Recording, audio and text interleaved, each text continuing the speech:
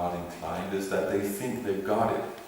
Was it you who was talking with someone who said, I am the master? So yeah, what are you going to do with that? I mean, and I was talking with my uncle, and I was saying something, he was asking, and I was just explaining that, actually he asked, so can you explain what it is you're doing? So I said no, because he's not on the level of understanding what it is I'm doing. But I can tell you a little bit about it.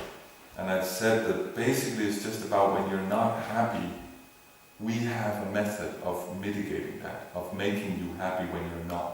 So we can actually get rid of unhappiness. We have a very specific method of doing that. And he said, well, I'm happy. So what are you going to do with that? His wife left him 2 years ago, and I know he was not happy. And last year, his business, he has his own business, was, over $500,000 in minus. He lost over $500,000. I know he's not happy. But what are you going to do?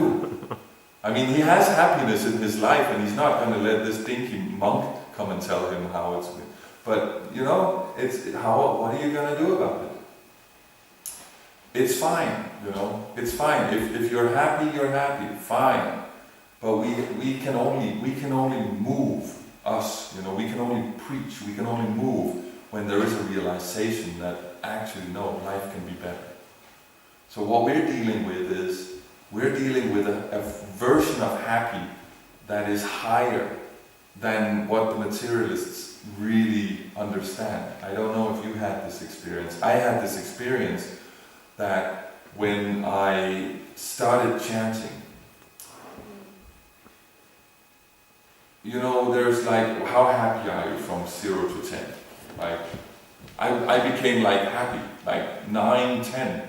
And then what I experienced was suddenly there was an 11. I only thought it went to 10, and suddenly 12 and 13, and now I don't know what number I'm going to use now compared to like 7 years ago when I started chanting. But it blows the scale because your consciousness expands. So there's more of a scope for happiness. It's like going from a black and white TV set to a widescreen plasma, full color HD, or someone else said it's like your consciousness when you turn off a TV, it's like that little red dot that just shows that there's some electricity, that's your consciousness, and then suddenly you turn it on and it's like, whoa, you thought that it was just a red dot, but then suddenly you have this whole thing going on. That's actually what happens when we start seriously chanting and meditating and purifying ourselves. Is that it starts expanding like we think it's supposed to, even in material consciousness, we think it's supposed to expand. I'm supposed to get richer and richer and richer, and then suddenly you're 600,000 down. That's not how it's supposed to be. That's why people keep gambling even though they're losing. It's because they just don't know, this is wrong. I'm not supposed to lose, I'm supposed to win. So we have to adjust that mentality, so that, and that's the tricky part, that you have to acknowledge that it's not working before you will acknowledge that there might be another thing that we can be doing, right? So as long as you think you're the master, as long as you just, I'm happy, even though some things are always happening that is not really good, then there's nothing really to work with. So then we end up in this final thing where you just gotta let them do whatever they want to do, and then when the whole thing crashes, then you can come and pick them up. It's like, that's the last thing, and that was how I joined. That was Ananta Sri Prabhu. He was in Peru, temple commander, and they made astrological charts for all those who were affiliated with the temple. It's like 300 devotees or something, and 80% of them were in the Rahu period when they joined the temple. So they were suffering. That's like the time when you're suffering the most in your life. 80% of them.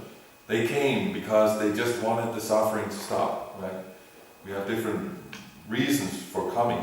Either you want the suffering to stop, either you want some benefit, or you see there's some advantage, or you're curious, or you actually want to know the truth. right? That's the 4. And it would appear from that experiment that the 3 of them are less popular than one of them, right? So that's why we're here. So that means we've been through this process where it says, that similarly those who are too sinful and have thus been born in the lower classes are allowed to enjoy sinful activities fully. For thus there is a chance that these activities will become distasteful to them and they will get the opportunity to be purified.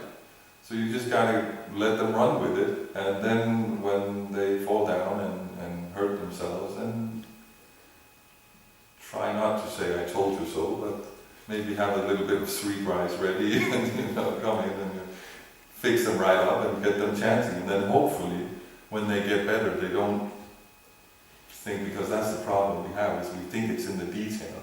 We think if I adjust this little detail or that little detail, I can actually enjoy it.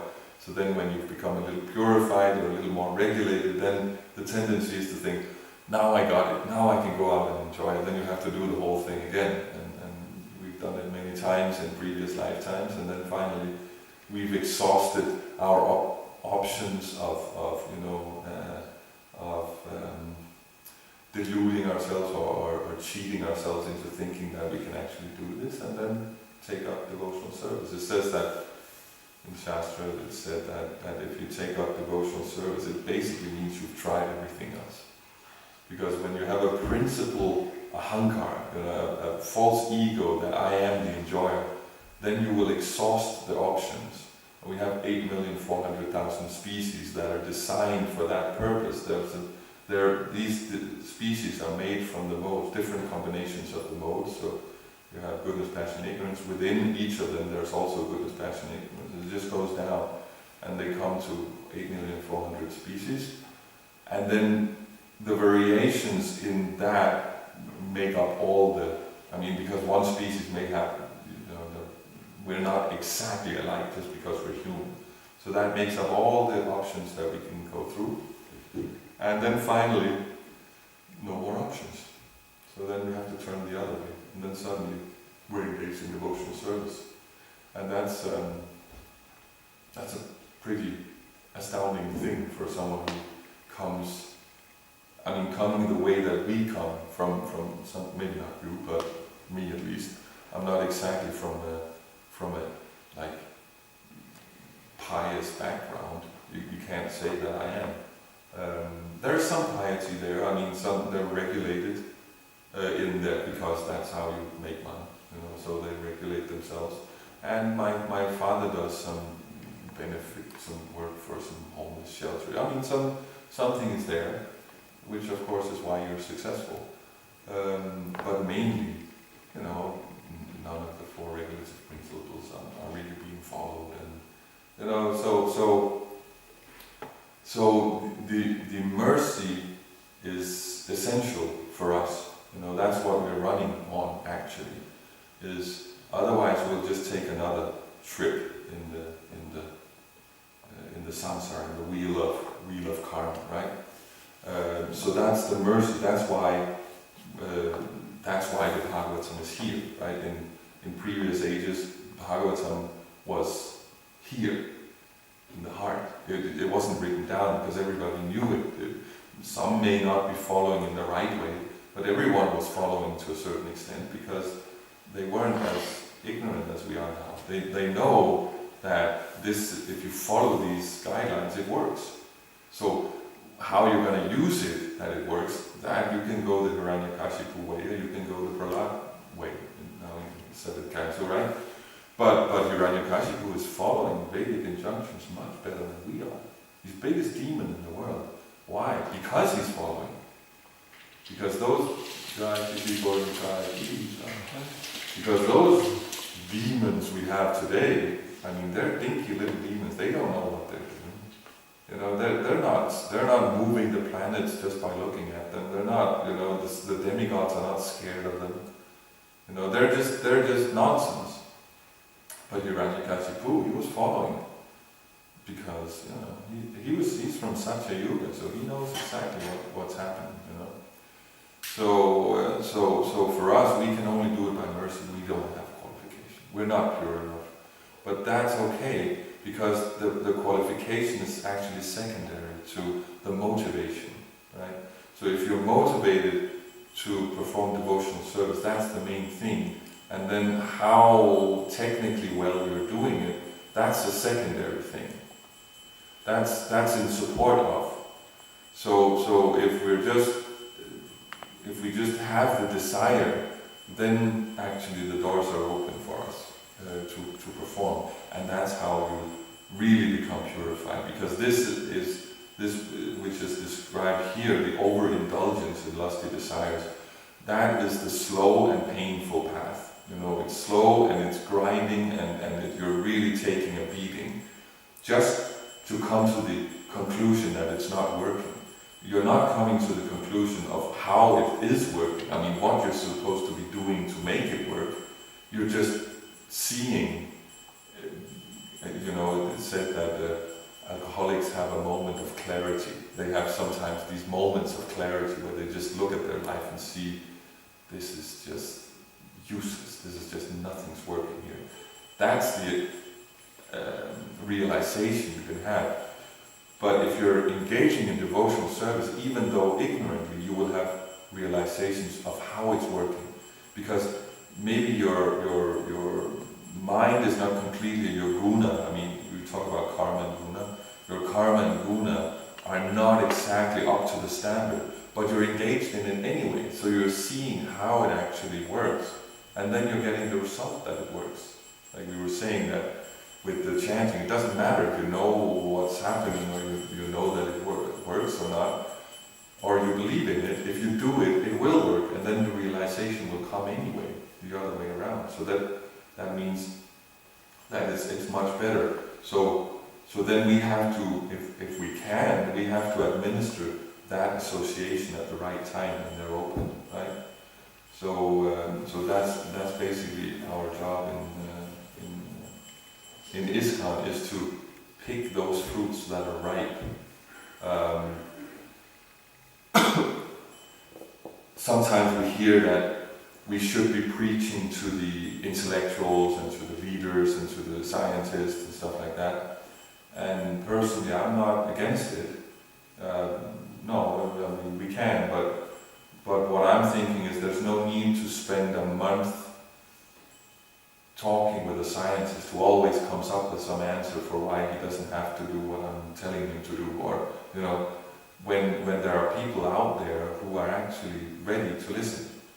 So for me at least, the way I look at preaching is just timing.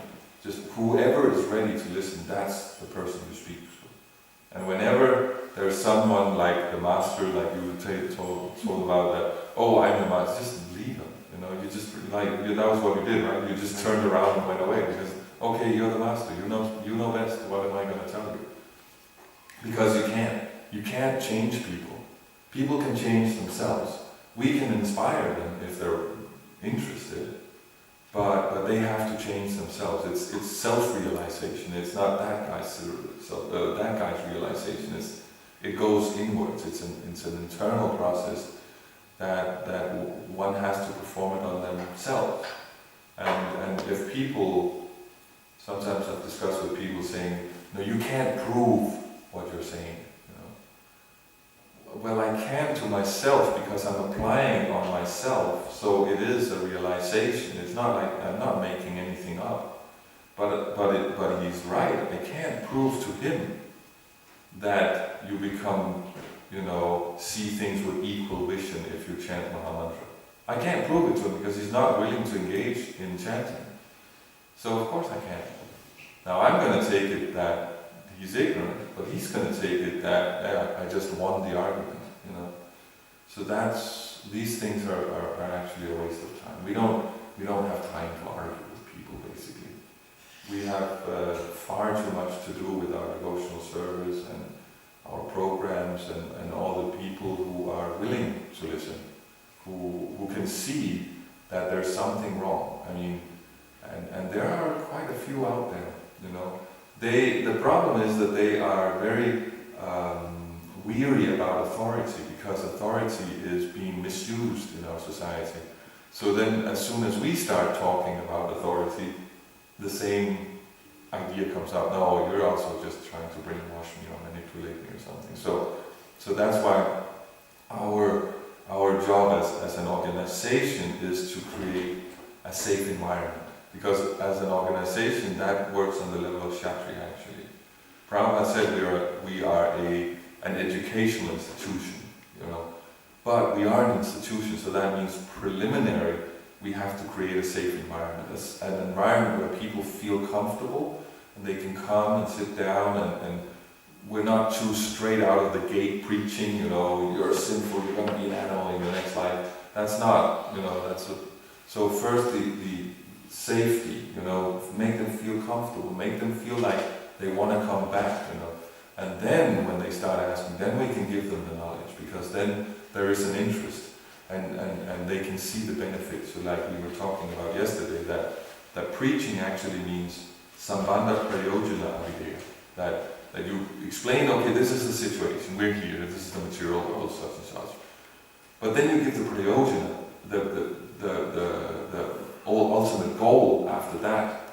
So what we want to be in is in a different situation where we're in a spiritual consciousness where the material energy is can't really hurt us.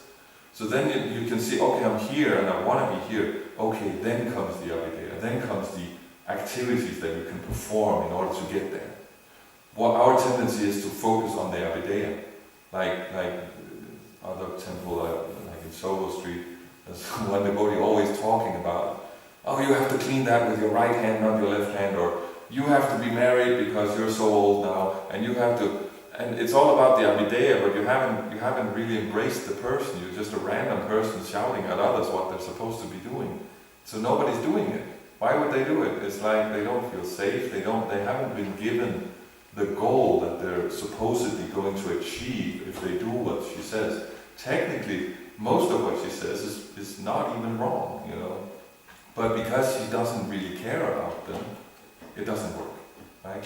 So you want to give them acknowledgement first of the sambandha. You acknowledge the situation, and this is my situation, we're here, and now we're doing this, and then you give the goal. What we really want to achieve here is actually a higher state of consciousness where you're able to constantly be of value to others and ultimately to God, and at the same time be untouchable by problems, just be beyond that. That's what we're trying to get to. And anyone will agree that sounds pretty good. So whether or not we can get there or not, that's a different thing, but it sounds pretty good, that you're constantly of value to others and you're constantly happy in yourself. That's a pretty sweet deal. Okay, this is what we're doing to try to get there. Then, okay, maybe we can try it out, just for a day, just for 2 days. So then the whole thing flows. So that's the difference between preaching and teaching. When you're teaching, you assume that they've already acknowledged the goal, right? Why do you want the MBA, or why do you want to be a physiotherapist? Because you already see a value in it. So then when they come, you can just start with the activity. Okay, what you want to do here is you want to start working from the back. I'm not a physiotherapist, I don't know how it works, but you just get into what there's, and then it's their own responsibility to kind of get over the false ego part and apply it. That's sometimes the problem in Maharaj's Gurukul, is that he's actually teaching for the most part, not so much preaching. So if a devotee comes in who has some kind of issue with his false ego or something, Maharaj is not going to preach to him in a nice way so we can get all this work through, because we don't have time, we have to move, we have a subject matter we need to get through. So he's just going to go straight for the answer, and if someone can't take it, go somewhere else. So then sometimes people get a little frightened with that because it's too direct, it's just too blunt. But that's because he's teaching. He's assuming those who are there, they already acknowledge that there's something we need to work on ourselves here, and the quicker he can tell us what it is, the quicker we can get on to more things we need to work on ourselves, right? So that's why it's a little bit of an acquired taste. Some really enjoy it, or enjoy it, or at least acknowledge the value of it. And others, they just don't. They need a hug. They need like a virtual hug. They need to first be taken care of in the Sambandha. Then they need to see what is the goal of working with, and then we can apply the activities, right? But that just takes longer. It takes longer. So then we have to find the right forum for that, and these classes are not that forum. So that's a little bit about purification. How it doesn't matter if we acknowledge or not, we will be purified. Here it's said that those with a low mentality, not a low birth necessarily, just a low mentality, they will be purified. They will get the facility to become purified. It's just a very slow path, because if you're not doing it willfully, it will not be constructive, it'll be destructive, right? So they will do sinful activities and they will get the reaction, which just is lack of knowledge, lack of a sense of identity, anger, frustration, but not really any answers. So then they have to go looking for answers themselves. So then when you're engaging in that process and you've developed some humility, then it can become constructive, right? Then we can start to look at, okay, this specific thing may be better if we actually take a bath every day rather than just once a month. Can we do that and just see what happens, right? So then it becomes, instead of someone just sitting on the bus and everybody just moving away, that's the destructive way, right? That you're just doing it and then something happens that's not very nice. But if you're actually trying to figure out, then you can get some knowledge, okay, you gotta take a bath every day because otherwise you smell, and that's not very nice for people. Okay, now we're moving, right? So we're dealing with the very bottom here of the samsara. You know, when you're just really down in the gutter, and you're forced to be humble. It's just the material energy is just forcing you to become humble. Then actually that could be the greatest day of your life, because it could be the point where you switch to devotional service rather than material activities. You see, Prabhupada came to New York. First, he was working with the nice pious family in, was it Pittsburgh or where were they? Pennsylvania. Pennsylvania, yes, exactly. And nothing much. Everyone was kind of nice, and it was exciting to have a Swami, and he was nice, and they liked him, but they weren't becoming devotees, you know. And then he went to this impersonalist on the Upper West Side, was it? I think. Uptown, yeah. And nothing happened again. And they were nice, and it was cool. And then he went to the Bower. Then something happened, you know. So it's a golden opportunity to be from a low birth, from be in a situation where everything is not working because it really forces you to think on a principle level about what's not working here. When something is working, when you're like more in the mode of passion, you always, even when like we take my uncle here, all the troubles in his life were on the level of detail. You know, we fixed it. The wife came back, and this year looks like it's going to be a good year for the company. So it was just the detail we had to adjust. But when you're down, really down and out, you have to look at the whole principle. No, this whole principle is not working. The way I'm leading my life is just not working. So then you have a really golden opportunity to become a devotee. And then all the purification comes afterwards. So that's a thing sometimes in India, this idea that actually you have to be somewhat pure to be a devotee. I mean, you can't go on the altar if you're not born in a Brahmin family. I mean, come on. And it makes sense, but it's not true. It makes sense because you're on the altar in front of God and you're worshipping. How are you going to be there if you're a mlecture? But the reason it's not true is because only by contact with God can you become pure. So it is the process for becoming a Brahmana is by serving God, right? So we have to be careful not to put the carriage before the horse. And this is the sound that signifies that the class is now over, and we will enjoy prasadam to our full satisfaction. Thank you for tolerating me. Hare Krishna. Hare Krishna. Hare Krishna. Krishna.